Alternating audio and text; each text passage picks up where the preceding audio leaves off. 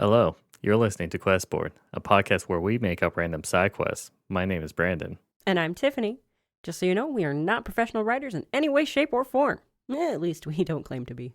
We just really like tabletop RPGs, and we do this for fun. I was half expecting you to be thrown off by me doing the normal intro after the howdy one. I was kind of sad, actually. I was expecting something else fun. That's even worse.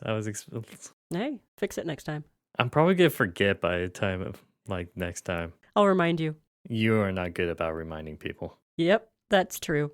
Anyways, we're actually doing a party starter episode after a while. Let's get this party started. And I think talked about it last time. I started reading the Tales of the Valiant RPG system. So from here on out, when we say things that sound like it's from D&D, we're really talking about Tales of the Valiant. There we go. Valiant. That. Kobold Presses one. Mm-hmm. Which, side note, I think I'm really good to talk to you about it. The couple of changes that they have that's has to be different. Instead of spell slots, it's spell circles. Ooh. It's like rings of circles, and the further out the ring is, the higher the level I like of that magic. better. Yeah, it kind of has that sense of just a magic circle where you imagine wizards to use. Right? And so the wider, the larger the circle, the more powerful it has to be away from the base or that the just center makes more point. sense now. I like it better. I thought that was interesting. I mean, it's the same just concept. Right. It's circle slots or capability of how many per circle of spell. Mm-hmm. It's the same thing. You have so many magic bullets per circle. Yeah. But yeah, there's that. Oh, you know what was a really interesting that I read? They don't have inspiration. What they have is basically a version of I think it was luck points. Ooh. And it's not like the D&D 5th edition luck. Well, it sort of is, but basically you get so many luck points, and it's usually by the game master discretion. But you have a pool, and you can have 5 max. If you have, let's say you have 2, you can use up both of these 2 points for your next roll to plus an additional 2. Okay. If you have 3, you could use up 3 points altogether to re-roll a roll. You rolled bad, you could use 3 points to actually straight up pick up the dice and roll again. Handy. If you have 5 and you gain more, then they have a system where you roll a d4 and you lose that many. Oof. So it encourages you to just constantly use them. Yeah, you never want more than 5. Unless you're have a bad DM like I would be, where I would constantly forget to give inspiration. Right. Oh, no, I'm like that too. Don't worry. And that's one of the worst things that I could never remember to give inspiration. Yeah. And then they just never use it. And I feel bad because it's a very handy thing I want to reward players. I just in the moment always forget. Yeah. Anyways, that I was reading up on that, and I love trying to read up on new game systems because I want to learn a bunch of them. Me too. It's kind of hard, especially when it's reading just the straight rule set and you don't have someone that knows it to explain it to you. Yeah, it's more fun when you have someone else to go through it with you too. If you can play off of it and be like, well, what about this? Oh, I read that over here. People remember different things. Yeah. So, and it is hard going from one system to another, remembering, wait, was that this system or was that this system? I think for Tales of Valiant, it's easier because it's just a small jump from D&D 5e. I already know so many of the rules. I just learned the small tweaks. But I would love to learn, we've talked about Monster of the Week before. I want to read up on Call of Cthulhu. The 2d6 dice system. There are so many RPG systems that base off of it. I would love to learn those because that's a very more interesting way of doing role play. Because I think those are centered way more around role play than the D20 system. I don't even know what that system is called. Isn't that the Apocalypse system? That's the 2d6. That's called the Apocalypse system. Yeah. But for using a d20 and doing the other dice. I don't know if there's a word for systems that use those. I don't know. There might be a name, but I don't know. Hey, let us know on Twitter if there is a name for that and you know it. Yeah, that'll be helpful. Anyways, we should find out what we're doing today. So, you have dice? I got them. 27. 27. Well, because we don't do this that often, we didn't do that one. Yay. So, as a reminder that this is a scenario in which the party meets up for the first time. So, low level, we're going to just try to think of a quest that's associated with this that they would go through together as a start of a party or a campaign. So this one is, the party was previously tasked to steal something from a primitive tribe. They managed to take it, but we're caught and now are running away. Ooh. I would like to change this I to would too. being imprisoned. That was also my change. Because that is like, I feel like that's a good standard. They meet in the cage and now have to break out. Can we please start with a cage like the one in Pirates of the Caribbean? Why did I feel like you were going to say that? I love that cage, and Mythbusters actually proved that it's possible to do what they did. Oh, you mean the swinging thing? Uh-huh. The swinging and then the climbing. When was that? I don't remember that episode of Mythbusters. I don't know. I just saw it on TV recently. They did it. And Adam Savage dressed up as Captain Jack. No, of course he did. Of course he did. He loves to cosplay. Yeah. Okay. If we do that and they do a hanging thing, do we have the party, like the campaign start with them all found in it? Yeah. So the question is, this kind of implies that the party was previously tasked to steal something. Let's say they all accepted the quest individually and have slowly, over time, ended up in prison because they all failed to do it. All from the same employer? Possibly. Because I'm worried about if they do in different employers, that means that they have different motives, and then whatever they're trying to steal, then they'll be against each other after they get out. So it is possible for one employer to hire multiple people to do the same thing, just hoping one of them can do it. It's like, throwing a bunch of things at the wall and seeing how many stick. But then wouldn't that not encourage them to quest afterwards together? Because this is like a start of a campaign. So we got to make sure that the end result, they still want to work with each other. So typically, when you give the reason for a party to end up together, they are aware that they should end up together and be questing together. So they will probably stay together. I think we've talked about this multiple times. Yes, this social obligation that Yeah. every player should know. Should know, yeah. Should know. So maybe it can just end up being a situation like, hey, we really worked well together in that situation. Maybe we should stick together and we can take on higher paying jobs. We could do that. I mean, if we do the still start on opening scene, all of them just hanging in the cage, the round cage. We could still do a game master say flashback to when you guys accepted it and you guys got caught and all that stuff. Then we catch back to present, or like the standard. I bet you're wondering how I got in this situation. Yes.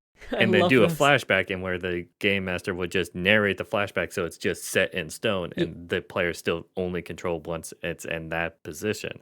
So they could still be a group or they newly formed group. Yeah. Maybe they were... But they were still together when they got caught. Hired as a group, but the person was just like, oh, I'll take this guy. Whoops. I'll take that guy. Bring in a bunch of different people. It's like, okay, cool. You work together now.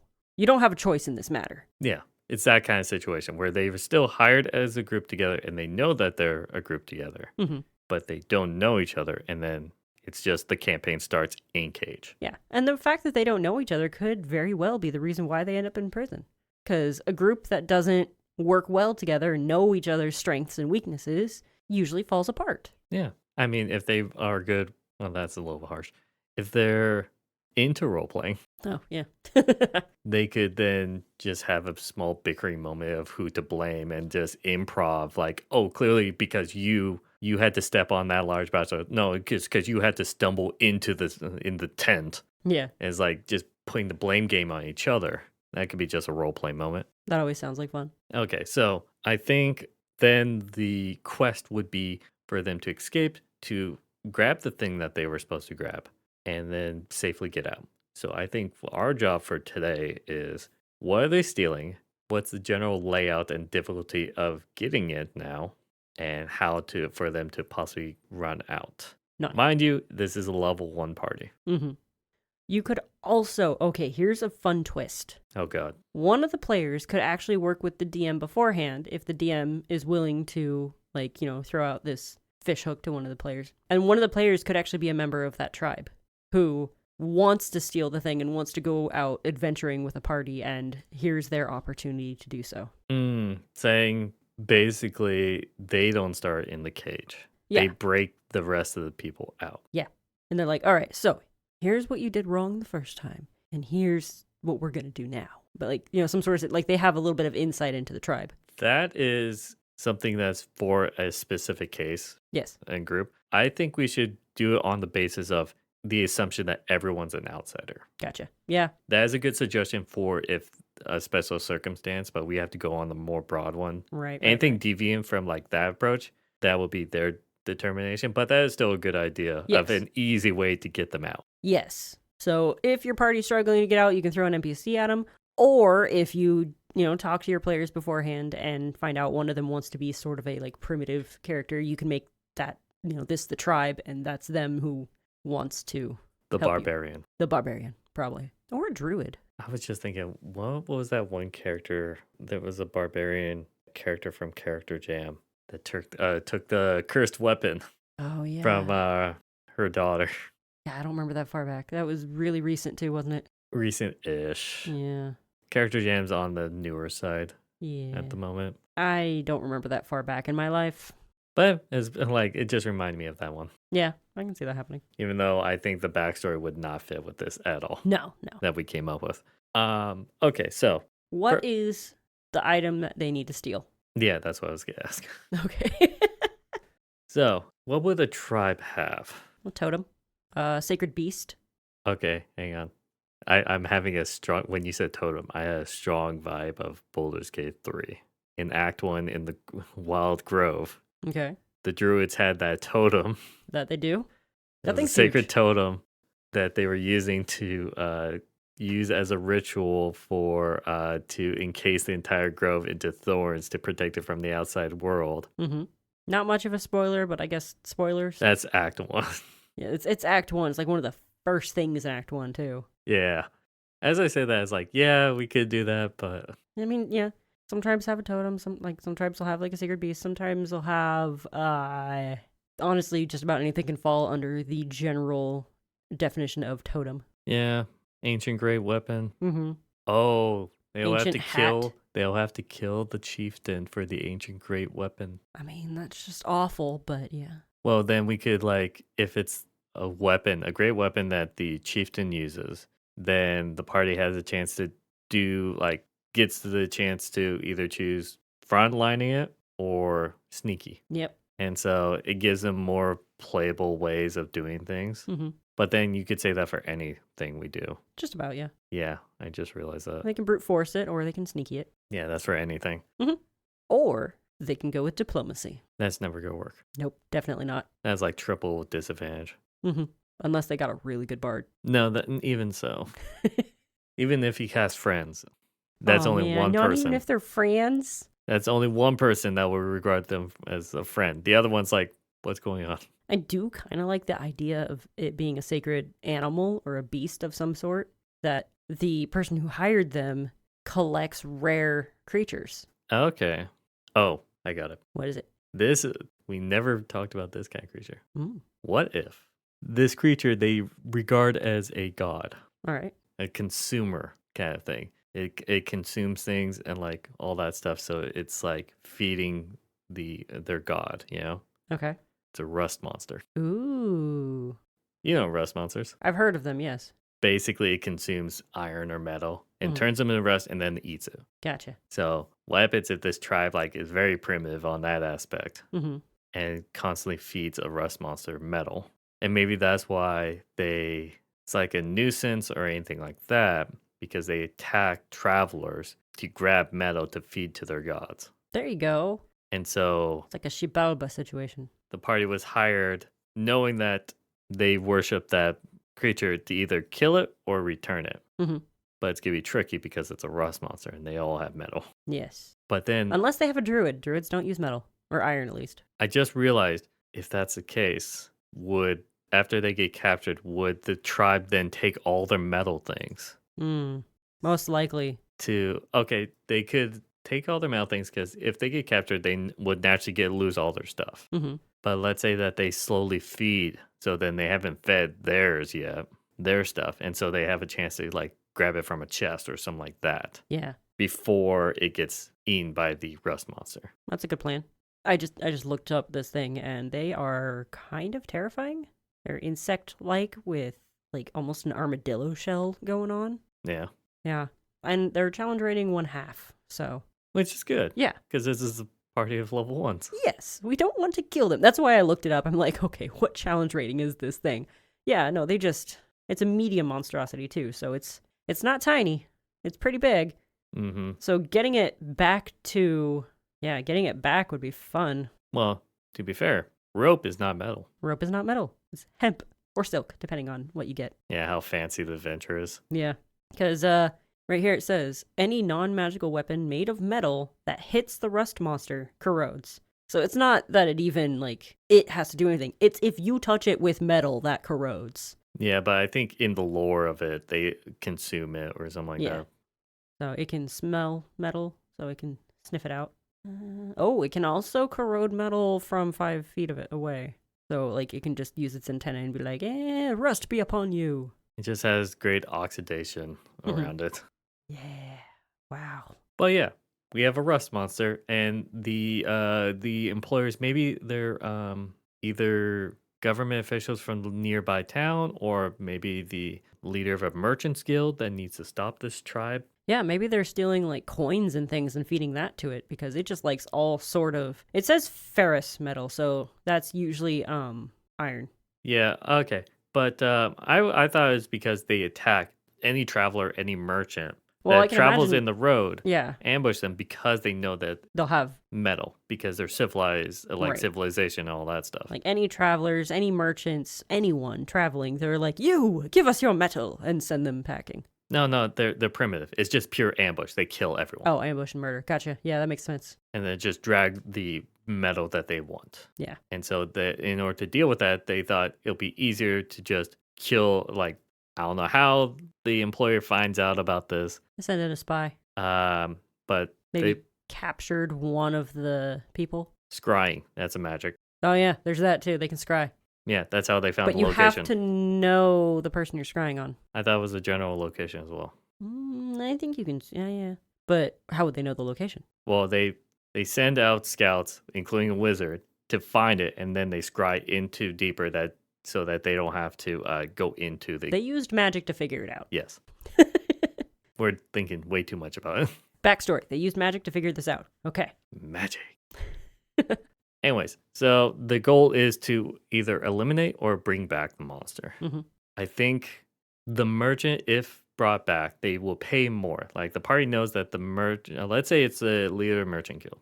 The merchant guild will pay more if brought back alive. Okay. And the reason why, and this could be leading down the road, they're hoping to gain control and have it so then they could just talk to the tribe and basically hold their god hostage, forcing them to do their bidding in order to, like, save their god or anything like that. So then they could use that for nefarious things down the road. Man, that's shady. And that was what I thought of if I was ever a game master, and that shows how generally evil I am.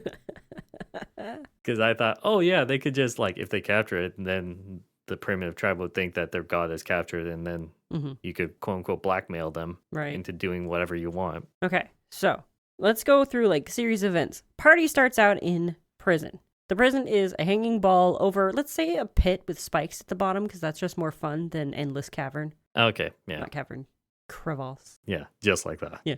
What does the village look like? Is it mud huts somewhere? Is it, like, tree forts in a giant forest? Is it maybe a cliffside community? Where do rust monsters normally hang out? Oh, I don't have its entire backstory up. I just have its in the past, I've always talked about, like, oh, who cares about lore? We're just homebrewing it. Right. But I have no idea. Okay. Researching rust monster. Now let's look up not the... Hang on. I have an idea. Oh, what you got? Made up lore. Okay, that works. So if this is like like up in the high mountains region, then it could be a tribe where they have bridges over, like, huge, like, gaps, in which they are. I'm now imagining, like, a waterfall background. Ooh. In which a high cliff face waterfall down, and then midway through is, like, just jagged cliff sides where houses are, and bridges extending over those gaps to get into those small clusters of homes.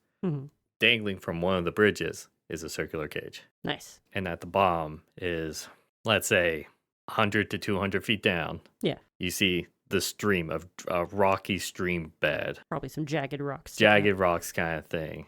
That then goes down, and you could see the river leads, like, to the plains of the countryside. Okay. In the distance. So I found a thing. It doesn't actually say where they live. It does say favored terrain is underground, so there could be a cave somewhere, like at the back of the waterfall or something. The shrine. The shrine. Yeah. And it lives in that, which is a cave that goes underground. I was kind of thinking water because water like helps things rust faster. So I thought it would like more of a moist environment. And shout out to everyone who doesn't like the word moist, and I'm just saying it over again. Moist. We just lost viewers. Listeners? Viewers? Like I've said in the past, you view us in your mind with your imagination. Yeah, we're helping your imagination build things. We're two faceless people unless you actually know us in real life. And if you do, I'm sorry.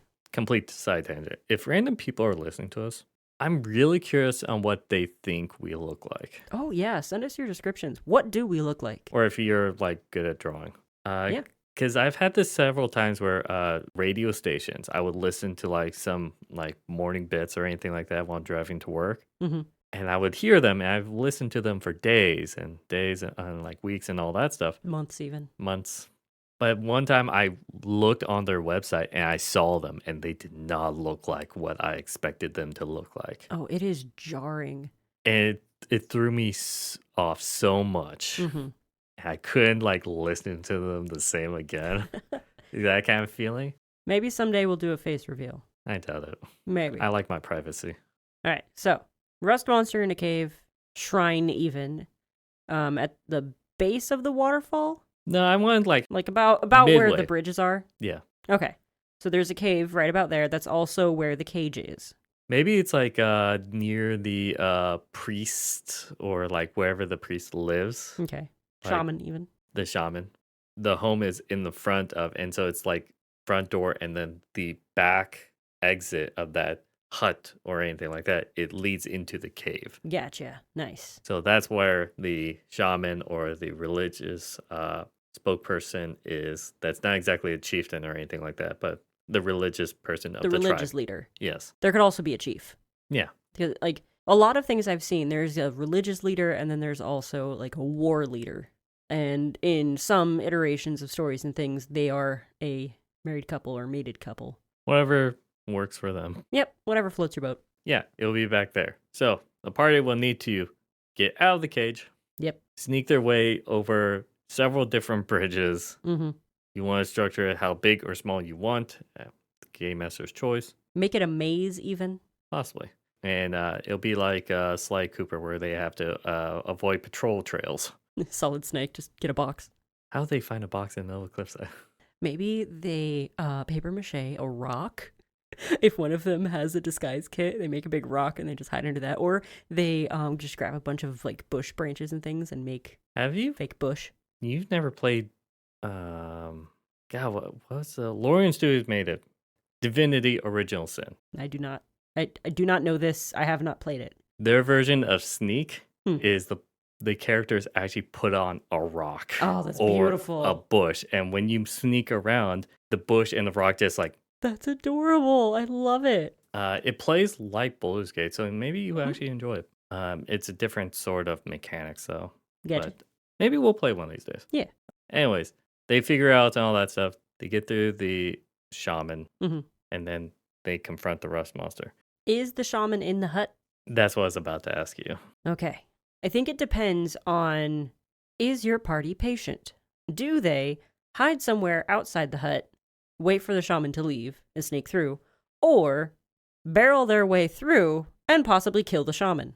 But if they quietly kill the shaman, then it'll be easier to get the rust monster out. This is true, but if the shaman's not home, they can still easily get the rust monster out. That is also true, but then they'll have to worry about the shaman coming back. Mm-hmm.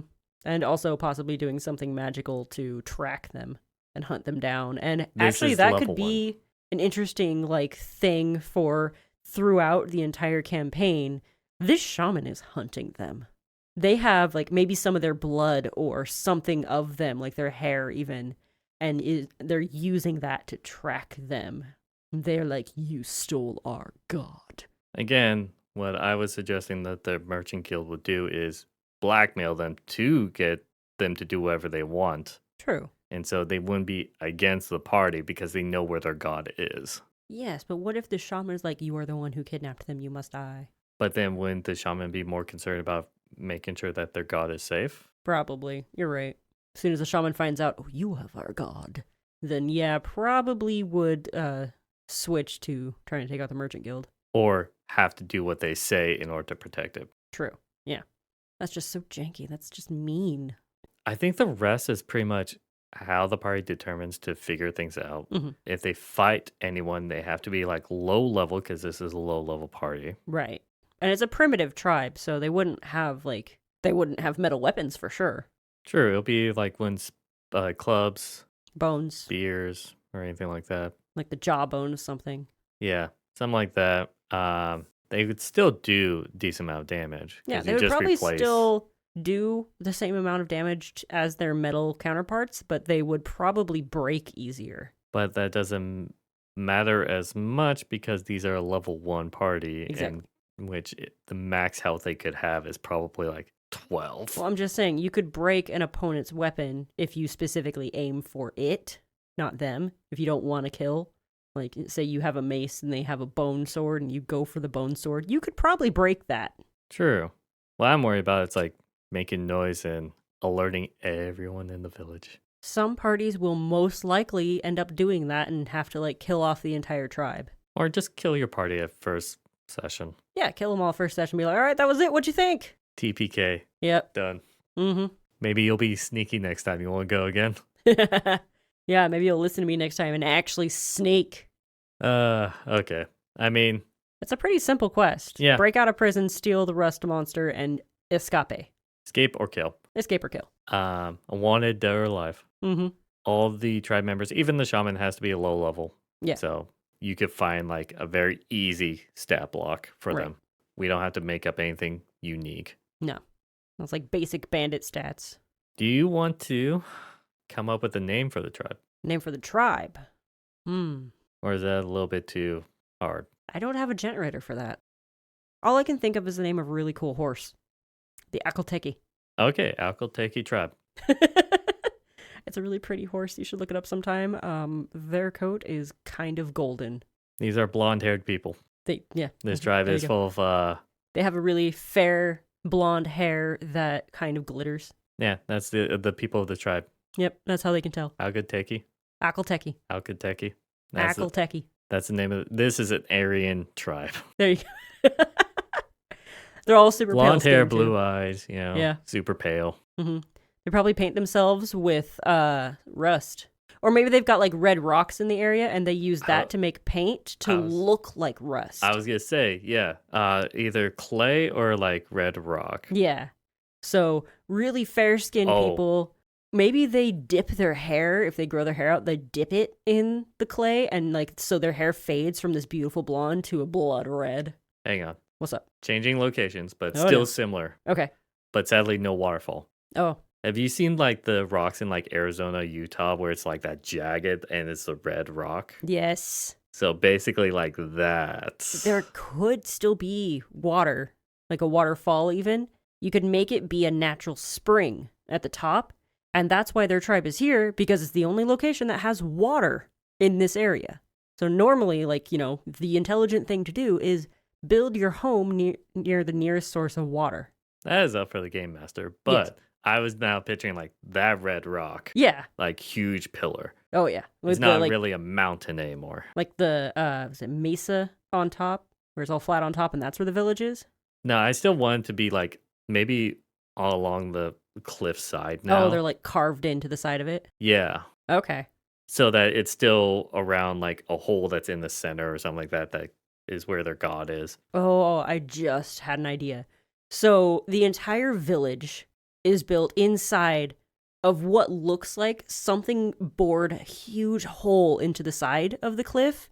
And then all the villagers like built their homes in the sides of this hole.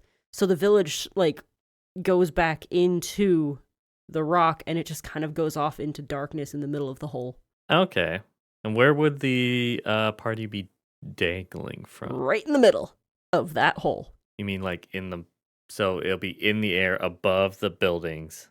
Well, the buildings buildings are all on the sides of the hole. And then they're just hanging from the middle. So from everyone's front door, they would see the party? Yes. How are they going to escape? In the dark of night. That's going to be even harder for them, but good luck, party members. Yeah. And there's probably like scaffolding and stuff built so people can like get to them and, give them food because they're not monsters. No, I think that they would just starve them. Yeah, probably. They would starve them to death for trying to do something bad to their god. Yeah. Just leave them there. So good luck getting out of that cage. Okay. You have different variants if you, whatever you want, Game Master. But that sounds like a solid start. Mm-hmm. And it doesn't sound actually too difficult for once. Nah. I think that our previous ones, some of them were a little bit on the hard side. Just a smidge. But this one is actually simple. Mm-hmm. So if you start off your campaign like this, let us know how badly your party fails at sneaking.